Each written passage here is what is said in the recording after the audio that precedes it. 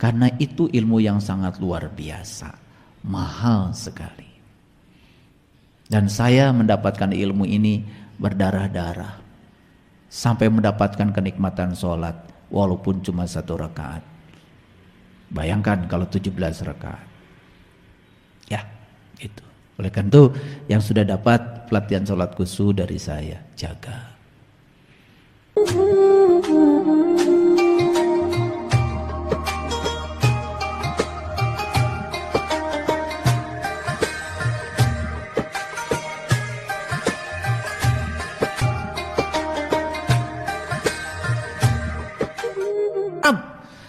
Apa sih sholat itu? Saya baca ribuan ayat di Quran. Apa sih sholat itu? Sampai hari ini ya hampir banyak orang yang seperti saat itu saya menganggap sholat itu suatu kewajiban yang di dalamnya saya akan dapat pahala dan kemudian itu akan memasukkan saya ke surga. Itu aja.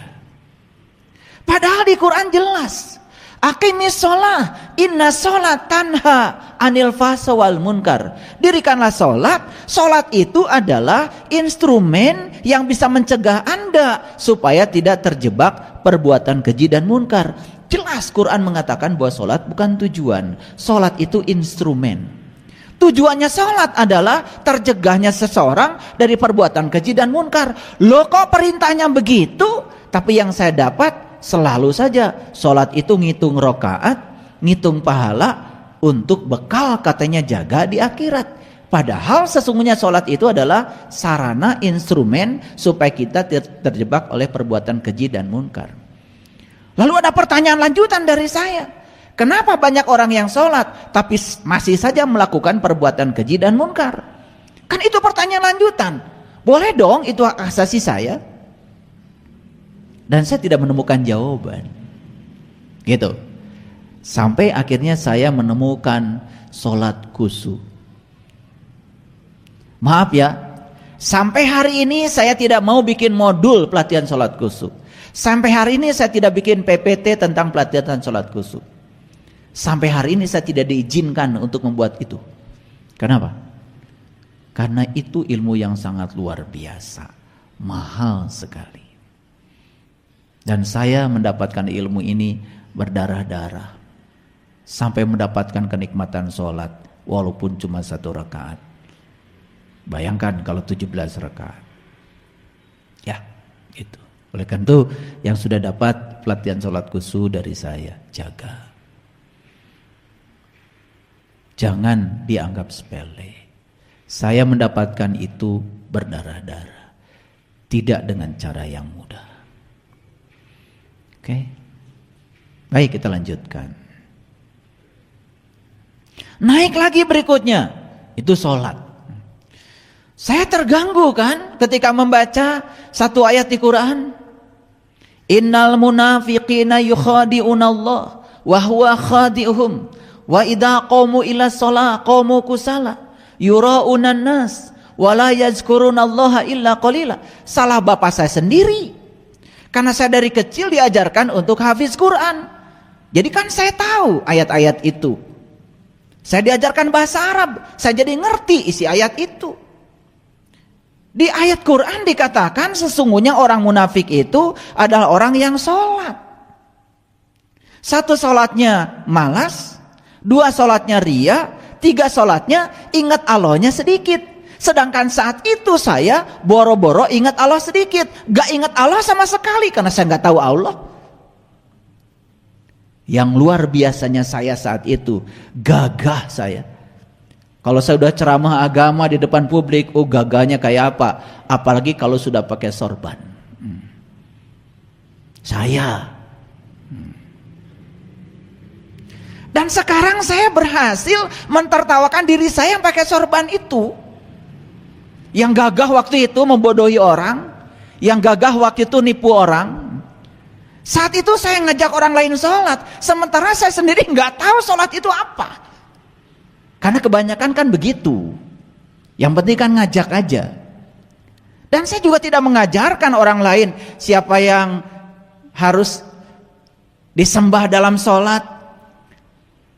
Gimana sih sholat? Napasnya di mana? Kesadaran kita di mana? Apa yang harus diingat? Sedangkan perintah sholat di Quran itu sangat jelas. Di Quran surat Toha ayat 9 sampai 14, orang pertama yang diperintahkan sholat kan Nabi Musa. Dan yang luar biasa, Nabi Musa sebelum diperintahkan sholat, Nabi Musa itu diundang dulu oleh Allah. Diundang. Di situ ada kata-kata begini, hai Musa, aku telah memilih kamu. Lepaskan kedua terompahmu dan kini kamu sedang berada di Al-Muqaddasit Tua. Tempat suci tua. Tempat suci tua itu saya memahaminya adalah kolbu. Karena apa? Karena tubuh kita, dari semua anggota tubuh kita, yang pertama kali Allah buat adalah kolbu. Makanya Allah lalu menempatkan diri di situ. Dan Allah mengatakan, qalbul mu'min baitullah. Kolbunya orang yang beriman, itulah rumahku. Gak mungkin Allah menyuruh kita manusia membuat rumahnya untuk dibangun oleh kita. Gak mungkin dong. Itu gak mungkin banget. Jadi Allah sudah membuat rumahnya sendiri. Tapi hati-hati, rumah Allah dengan rumahnya Saiful beda. Kalau rumah saya ada batasnya dan saya tinggal di dalamnya. Tapi rumah Allah jangan dibayangkan seperti rumah saya, ada dindingnya, ada pintunya, ada kusennya. Tidak, rumah Allah mah ubluk ablak, gak ada kusennya. Walaupun untuk masuk ke sana tetap harus lewat pintunya, harus ada kuncinya. Tapi bukan berarti Allah tinggal di situ. Karena kalau Allah tinggal di situ berarti dia tidak tinggal di tempat lain. Kan aneh. Sedangkan Allah mengatakan, aku meliputi semesta raya. Jadi kalau Allah meliputi semesta raya, jelas dong Allah bukanlah suatu sosok. Yang meliputi tidak mungkin sosok, yang diliputi jelas sosok. Jadi kalau hari ini kita mempersepsikan Allah itu sosok yang tinggal di langit, sidang dong di kursinya, di aras katanya. Itu yang membuat ilusi keterpisahan kita semakin jauh dengan Allah. Lupa ya, kemarin kita mengiris-ngiris bawang. Dan karena ngelamun kemudian teriris tangan kita. Hari pertama mengering, hari kedua sembuh, hari ketiga bekasnya pun tidak ada. Pernahkah kalian berpikir siapa yang menyembuhkan? Bagaimana sel-sel yang terkoyak itu kok bisa sempurna kembali? Kan kalian biasanya cuma mengiris, tetapi kan yang menyembuhkan dia. Apa dia tidak hadir di telunjuk kita yang teriris itu? Masihkah kita mencari dia di tempat lain? Bukankah dia meliputi Anda? Bahkan Allah mengatakan saking meliputi kita, beliau ngasih alamat lebih dekat daripada urat nadi leher kita. Sedangkan perintah salat di Quran jelas, aqimis sholata li zikri. Salat itu untuk mengingat aku. Jadi tidak mungkin seseorang tiba-tiba disuruh salat sementara dia belum bisa mengingat dia. Maka Nabi Muhammad kan mi'raj dulu baru salat. Berarti ada perjumpaan dulu dong sebelum terjadi persembahan. Ada perjumpaan dulu dong sebelum Nabi Muhammad bisa mengingat dia. Kan gak mungkin bisa mengingat kalau tidak ada perjumpaan. Jadi sangat masuk akal kalau Nabi Musa sebelum diperintahkan sholat di Quran surat Toha diundang dulu oleh Allah. Allah mengatakan begitu kok. Ya Musa, hai Musa, aku telah memilih Anda. Pertanyaannya kenapa Musa dipilih Allah? Karena Musa ingin dipilih. Bukan Allah pilih-pilih. Hati-hati. Jadi kalau Anda ingin dipilih seperti Musa, ya Anda harus ingin dipilih. Maka Allah akan memilih. Karena Allah hanya memilih mereka yang ingin dipilih. Jadi sebetulnya Allah ingin mulai semuanya dari diri kita sendiri. Siapa yang punya kehendak dikehendaki, yang tidak punya kehendak tidak akan dikehendaki. Siapa yang ingin dipilih ya harus ingin dipilih, maka Allah akan memilih. Nah, kenapa Musa dipilih? Mungkin kita masih berpikir, oh karena Musa itu rasul. Begitu. Nah, ini ada yang salah pemahaman kita selama ini. Karena menganggap rasul itu manusia-manusia yang diunggulkan Allah. Dan kita menganggap diri kita ini manusia-manusia yang tidak diunggulkan Allah. Emang mau punya Allah begitu? Yang ini diunggulkan, yang ini gak diunggulkan. Sedangkan Allah adalah maha adil. Saya ingin kasih tahu sebetulnya para nabi, para rasul hebat karena dirinya sendiri ingin hebat, bukan dihebatkan oleh Allah. Karena selama ini kita sering mengatakan, oh para nabi, para rasul itu hebat karena dihebatkan Allah. Bukankah kita menghina mereka? Sederhana kok. Yang ini anak rakyat, yang ini anak pejabat. Yang ini bisnisnya hebat, yang anak pejabat. Yang ini biasa-biasa saja. Karena yang ini difasilitasi, yang ini tidak. Mana yang terhormat? Anak rakyat jadi pengusaha hebat, atau anak pejabat jadi hebat karena difasilitasi? Mana yang lebih hebat? Anak rakyat yang hebat karena ingin hebat dirinya. Ngerti maksud saya? Berarti yang terhormat itu kan sebetulnya yang hebat karena dirinya ingin hebat. Bukan hebat karena difasilitasi oleh orang yang sudah hebat. Ngerti maksud saya? Jadi kalau kita mengatakan para nabi dan para rasul itu hebat karena dihebatkan Allah, secara tidak langsung kita sedang merendahkan martabat para nabi dan para rasul sendiri. Padahal mereka itu hebat karena dirinya ingin hebat. Jadi sebetulnya Allah memberikan kesempatan yang sama buat semua orang kalau ingin hebat. Paham maksud saya? Maka kan di Quran dikatakan, in kuntum tuhibbunallah fattabi'uni yuhibbukumullah. Siapa yang ingin dicintai Allah, ikuti aku. Kata para rasul, yuhibbukumullah, maka Allah akan mencintai kamu seperti Allah mencintai aku.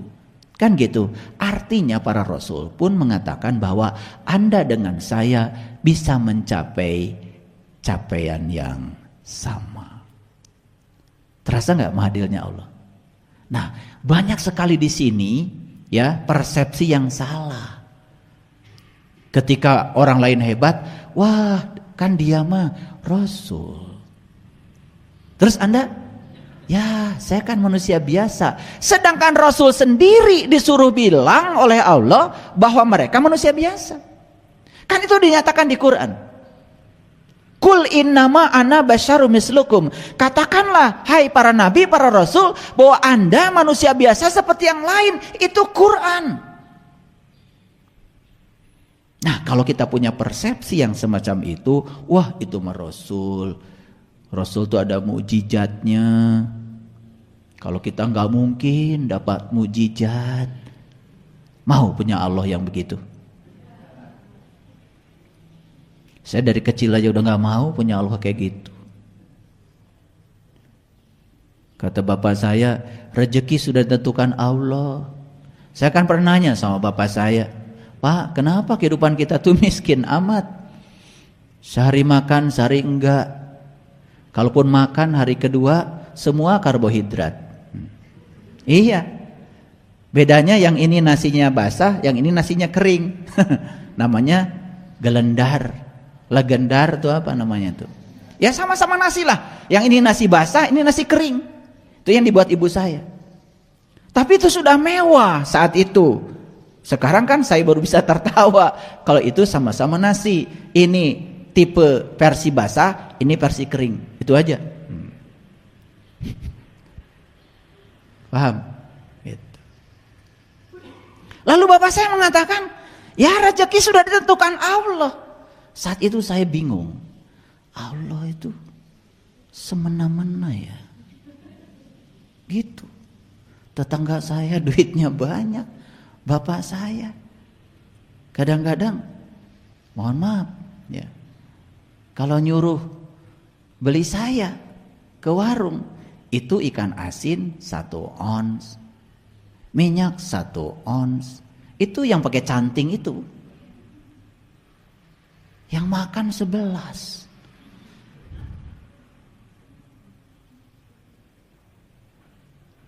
Dan saat itu saya mulai tidak percaya. Kalau Allah itu begitu, nggak percaya. Allah saya kayaknya nggak gitu lah. Itu Allah Bapa saya.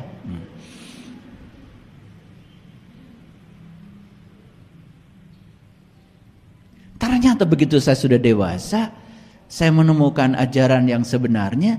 Ternyata Allah tuh nggak begitu. Allah tuh menyediakan rezeki yang sama buat semua orang, menyediakan kebahagiaan yang sama buat semua orang, menyediakan kesempatan yang sama untuk mencapai Dia untuk semua orang. Kenapa kita berbeda? Yang membedakan ya cara kita mendapatkan rezeki. Yang membedakan cara kita, yang membedakan pikiran kita, yang membedakan adalah ikhtiar kita. Itu yang membedakan.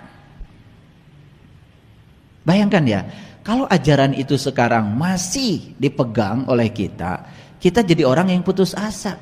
Ketika kita duitnya nggak punya, hidup kita susah, langsung kita berserah. Itu yang disebut berserah diri yang konyol. Katanya rezeki sudah tentukan oleh Allah. Dan takdirnya katanya saya mah bagian jadi orang miskin. Ya sudah, kamu akan terus begitu. Paham maksud saya? Naik lagi. Tadi kan baru syahadat, sholat, kemudian apa? Zakat. Saya cari referensi, apa sih zakat itu? Kenapa wajib zakat? Ternyata zakat itu kan bahasa Arab yang artinya adalah mensucikan. Apa yang bisa disucikan? Yang bisa disucikan kan cuma jiwa. Tubuh kita tidak bisa disucikan. Tidak bisa disucikan. Jadi kalau Anda yang sudah zakat harta, jangan mentang-mentang dan sombong. Karena itu baru latihan awal. Proses menyucikan jiwa. Supaya jiwa tidak punya ikatan kepada harta. Itu belum menyucikan jiwa. Belum. Apalagi yang tidak pernah berbagi. Yang berbagi aja hartanya 2,5% dari penghasilannya belum berkategori mensucikan dalam konteks zakat. Karena zakat itu menyucikan jiwa. Lari lagi berikutnya saum. Betul? Kan gak ada di Quran perintah puasa. Silakan tunjukkan pada saya. Ada gak perintah puasa di Quran? Gak ada. Yang ada tuh perintah saum. Dan lucunya saum dengan puasa dianggap sama. Padahal bahasanya berbeda. Saum itu bahasa Arab. Kalau puasa itu kan bahasa Pali. Dari India. Tradisinya berbeda. Munculnya bahasa itu dengan akar masalah yang berbeda. Dan hari ini kita mendefinisikan saum sama dengan puasa. Lari lagi yang berikutnya haji.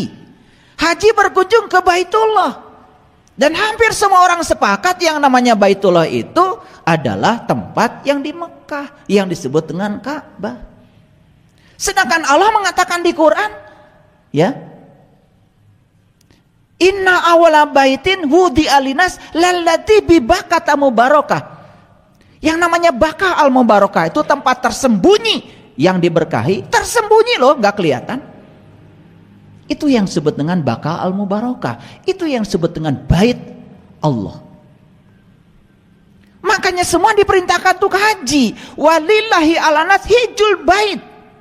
Wajib setiap manusia berkunjung ke bait Allah. Kalau setiap manusia wajib berkunjung ke Baitullah, harusnya nggak boleh ada batasan. Tetapi secara syar'i, bukankah ada batasan?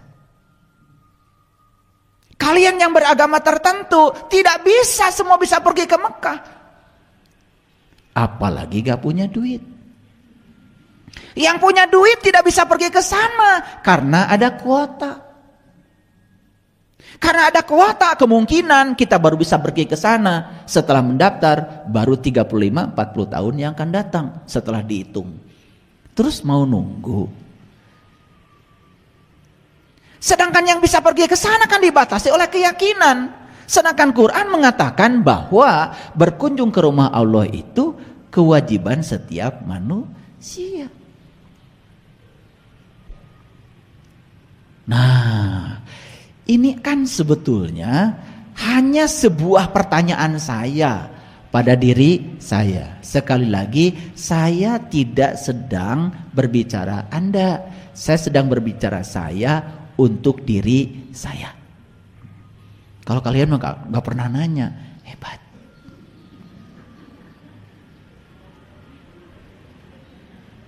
Kalian wajah-wajahnya tenang, tidak segelisah saya. Itu waktu saya diajarkan surat Al-Waqiah ini, waktu saya sedang diajarkan hafiz Quran sama bapak saya. Itu hafiz Quran itu ternyata ada metodenya. Jadi caranya bukan dari Al-Fatihah, Al-Baqarah, bukan. Jadi surat-surat terakhir dulu yang mudah. Makanya saya dulu ketika menghafal Quran mulai dari Al-Waqiah. Gak tahu tuh metode orang tua saya begitu. Kemudian turun ke bawah, baru nanti naik lagi ke atas. Baru hafal semuanya. Nah di Quran surat Al-Waqiah kan ada kata-kata begini. Falaula idza balagatil hulqum wa antum hina idzin tanzurun wa nahnu aqrabu ilai minkum walakin la tubsyirun. Ketika nyawamu sampai di kerongkongan, pada saat itu kamu harus melihat, kata Allah. Aku lebih dekat kepada kamu, tetapi kebanyakan manusia saat itu tidak melihat. Wah, saya saat itu kayak disambar geledek itu baca ayat itu. Satu karena saya hafal, yang kedua saya ngerti artinya karena diajarkan bahasa Arab. Kayak kalian kan tenang aja baca ayat manapun. Itu hebatnya kalian. Baca ayat manapun tenang. Berulang kali baca 30 juz, kalian tuh wajahnya tenang. Saya nggak bisa baca Quran 30 juz, nggak bisa. Saya waktu disuruh baca sama bapak saya, Bismillahirrahmanirrahim. Kata bapak saya, setiap pekerjaan yang tidak boleh dengan basmalah putus, tidak menjadi amal. Kakak saya, adik saya, semua nurut. Saya nggak nurut.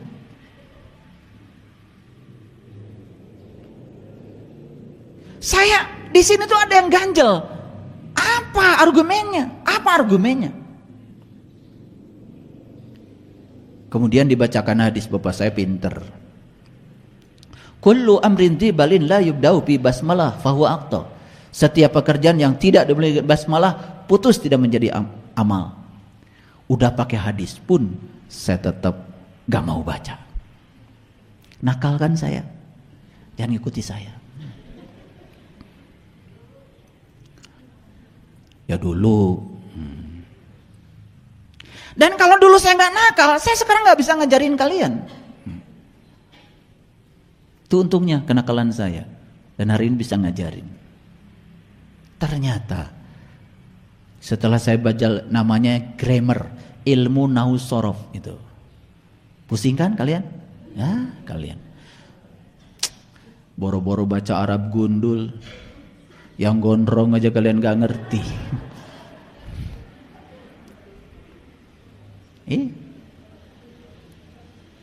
Saya di pesantren dulu disuruh baca kitab kuning. Kitab kuning tuh warna kertasnya kuning, udah gitu Arabnya gundul, kecil-kecil lagi. Waduh. Ya karena saya taat sama guru, saat itu saya belajar.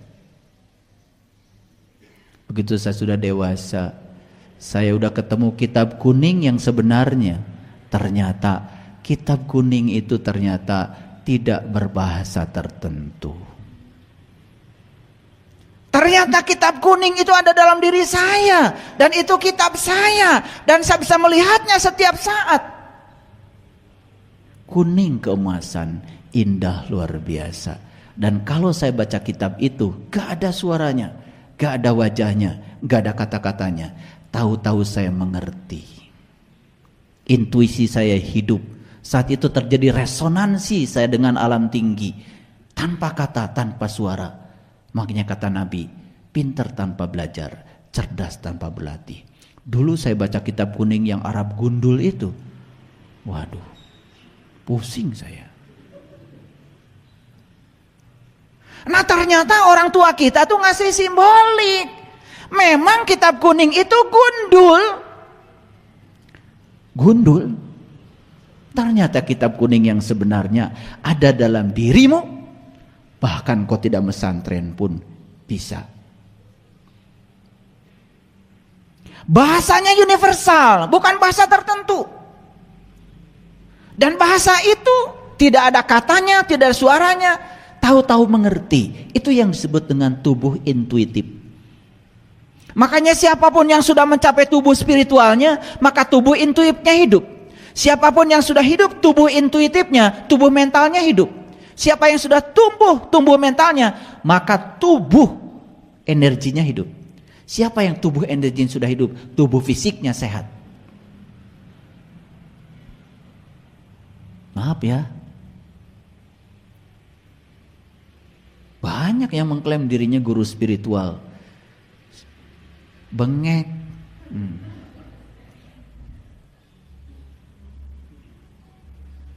Bawa kaki aja diseret. Kan sebetulnya ada masalah dengan spiritnya.